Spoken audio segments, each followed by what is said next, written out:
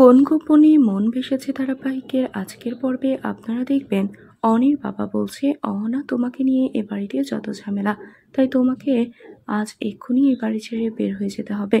তিশা তখন বলে, বড় মামা একটা মেয়ে এত রাতে কোথায় যাবে? সূর্য তখন বলে, ঠিক শ্যামলীও একদিন আমার এক কথায় বাড়ি ছেড়ে বের হয়ে গিয়েছিল। অহনা ঘরে চলে যায় আর নিজের জিনিসপত্র গোছাতে থাকে। তখন তিশা অরুণাবু বলে, তুমি এত রাতে কোথায় যাবে? অনেকেই তুমি হারিয়ে ফেলবে, শ্যামলী তোমার ধারে কাছে যেতে পারবে না।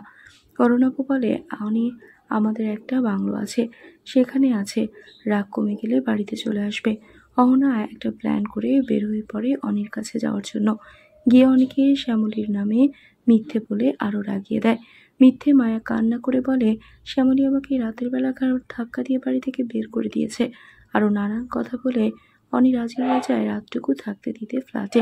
সকালে অনির বাবা শ্যামলীকে বলে, অনির জন্য কিছু রান্না করে নাও, দুজনে যাব ওর ওখানে।